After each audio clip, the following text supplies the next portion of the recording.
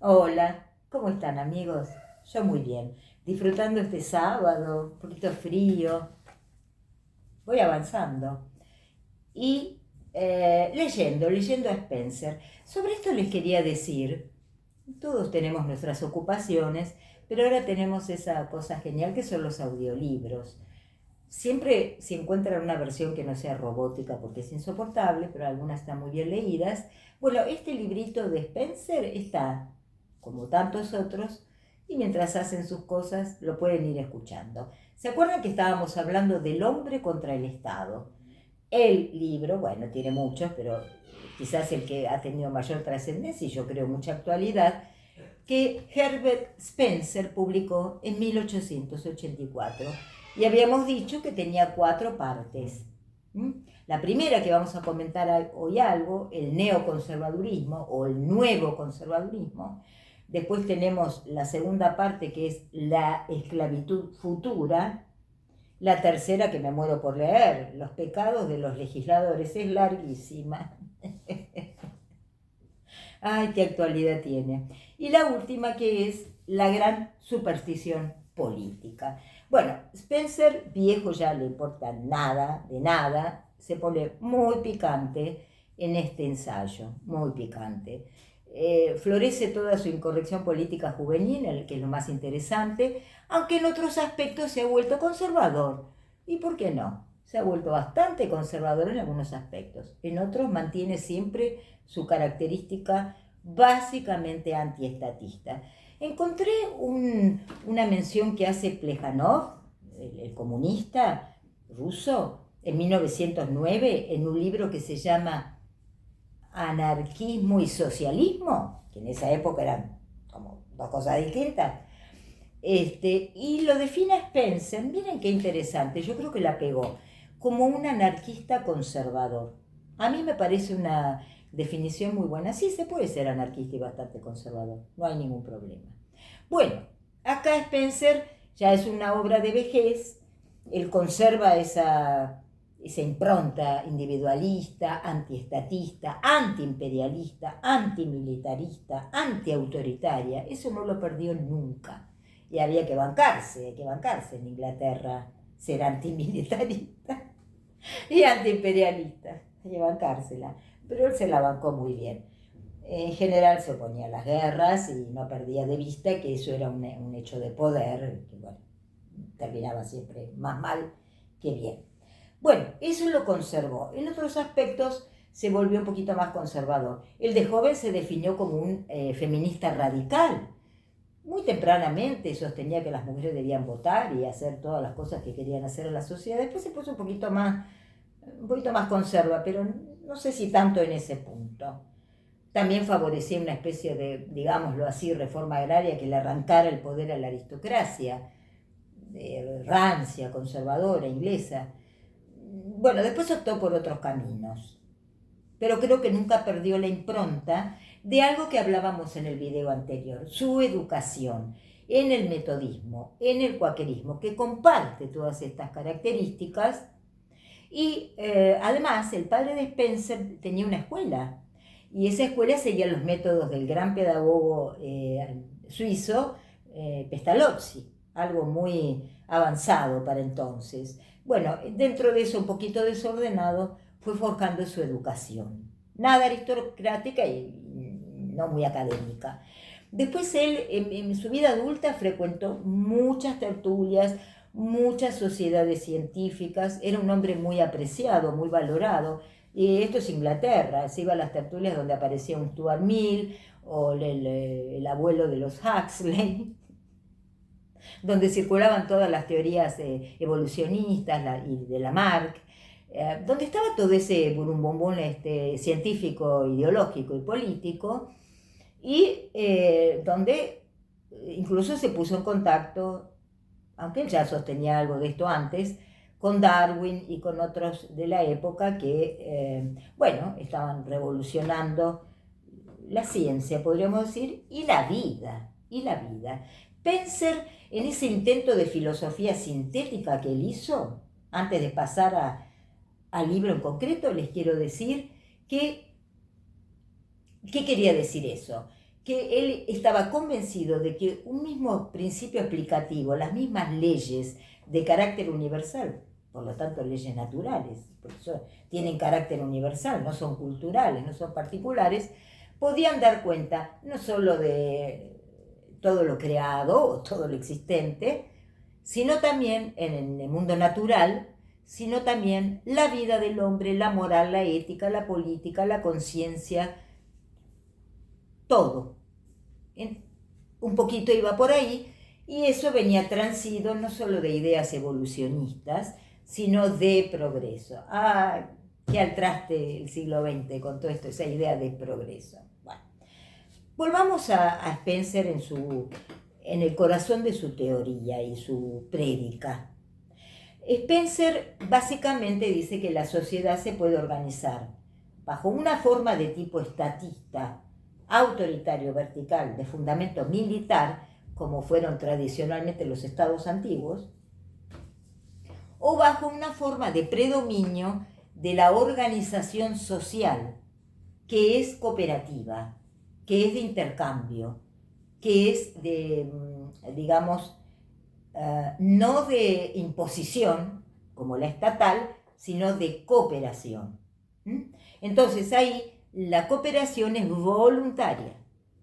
En la estatal, la organización de tipo estatal, es forzada. Eso va a dar dos tipos de sociedades, así un poco esquemáticamente. La del gran predominio estatal, de fundamento militar, y la que todavía predomina, o ni existe el Estado, o predominan todavía las formas de enlazo social, que es cooperativo voluntariamente. Y por esa vía se tratan de enfrentar los problemas de la vida y de la sociedad. Bien, en esta primera parte, el neoconservadurismo, en algunas traducciones, el nuevo conservadurismo en otras, esto está escrito tipo 1870, 80, ubiquémonos. Comienza diciendo que la mayor parte de los que ahora se consideran como liberales, el ahora es 1880, pongamos, son conservadores de un nuevo tipo. ¿Por qué dice esto Spencer? Bueno, hay un relevamiento muy interesante de la historia del conservadurismo y del liberalismo. Léalo porque es muy interesante. Pero Spencer dice que aunque no se llamaban así, ya a fines del siglo XVII, podríamos decir, la época de Hobbes, en que muere Hobbes, ya estaban delineadas esas dos grandes tendencias en la sociedad inglesa. La conservadora, más ligada al ámbito rural, más ligada a la defensa de la monarquía, especialmente absoluta, más ligada a los principios aristocratizantes, y la liberal, que se caracterizaba justamente por el rechazo, no necesariamente a la monarquía, pero sí a una monarquía absoluta o a cualquier otra forma de gobierno absoluto, que también las repúblicas pueden serlo, como bien lo dice Spencer, y a la expansión del ámbito de libertad del ser humano. Yo me he preguntado, a ver, si no queremos hacer una idea, caer en una definición romántica o abstracta de libertad, y la enfocamos en su justo punto jurídico, si yo tuviera que definir la libertad de la persona, mía por empezar, va a ser más grande en la medida en que el Estado menos intervenga, imponiéndome cursos de acción en campos en los que yo antes decidía por mi cuenta. Entonces, si tengo que pensar en la libertad, no desde un punto de vista demasiado metafísico o espiritual, que también tiene su lugar, y en ese sentido puedo decir que aunque esté de esclava, soy libre, bueno, sí, pero soy esclava. Si lo pienso en términos jurídico-políticos, es evidente, para mí por lo menos, y para Spencer también, que la libertad consiste en que el Estado meta sus narices lo menos posible en todos los ámbitos donde nos podemos arreglar con la organización social. Un caso clásico, el mercado, los intercambios, la asistencia, hasta la educación y todas las cuestiones a las que les damos una solución, un abordaje social, obviamente, pero no necesariamente estatal. Entonces dice Spencer, ¿qué ha pasado aquí desde el siglo, ya en el siglo XVIII? ¿Qué pasó? Que los liberales se volvieron conservadores en el sentido de su estatismo, ¿me entienden? Que él llamaba socialismo a ese estatismo conservador. ¿Qué pasó con los liberales? ¿Se volvieron conservadores? ¿Qué pasó con los conservadores? ¿Se volvieron liberales? No, nada de eso. Dice, eso sería simplista. Los liberales se fueron bajando de todo lo que lo caracterizó a lo largo, ya desde fines del siglo XVII y a lo largo del siglo XVIII. ¿Qué es lo que los caracterizó? Proceder por default. O sea, mejor que nuevas leyes es derogar muchas de las que existen. Mejor que nuevas reglamentaciones es quitar un montón de las que nos han puesto. Donde tenemos regulado desde cuántas ovejas podemos tener, cuántos patos podemos cazar, o cómo tengo que hacer si quiero contratar un trabajador, o si yo trabajadora quiero que me contrate una fábrica. Entre mil cosas más. Da un ejemplo genial, que es que el Estado llegó a regular a cuántos bebés podría amamantar una nodriza, bueno, etcétera, etcétera. Muchas de esas regulaciones no es que estén mal, pueden tener un sentido, pero ahí está la trampa, dice Spencer. Ese sentido es que el Estado se ha apropiado de algo que llama el bien común. Yo represento los intereses de todos. No estaría sucediendo, y por esa vía autoritaria asigna recursos, saca de acá, pone allá, elige hacer tal cosa o tal otra, que en principio puede que no nos parezca mal, pero que va irremediablemente, si seguimos por ese camino, a reducir el ámbito de libertad concreta de los seres humanos y también de los grupos de seres humanos de carácter horizontal. Por ejemplo, las iglesias, las asociaciones, hasta los sindicatos, las mil formas de asociación del ser humano de siempre. Entonces dice, el liberalismo picó en punta. ¿Por qué? Porque durante el siglo XVIII especialmente se dedicó a poner bien en claro que estaba a favor de una prevención de carácter negativo, defensiva, no ofensiva y agresiva. Mientras las personas no cometieran agresiones infundadas,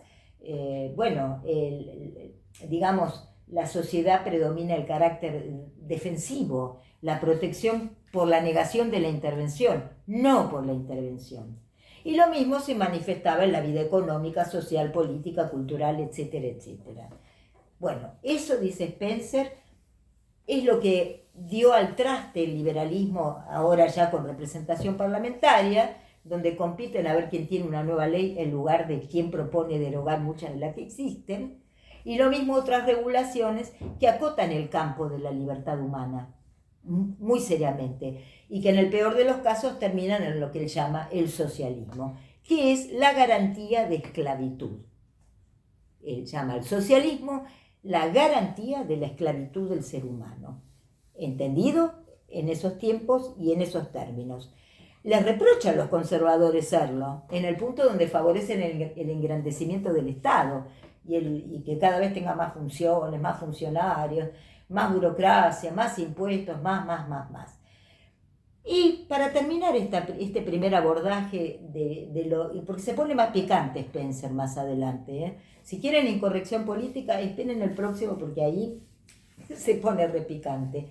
Pero él básicamente, mientras va haciendo la historia de todo este derrotero, que para él va al desastre del liberalismo, es que surge de dos falacias: que todo sufrimiento humano es evitable y que es misión de la sociedad evitarlo, y sobre todo es misión del Estado, que en todo tiempo y lugar parece tener la solución para todo el sufrimiento humano.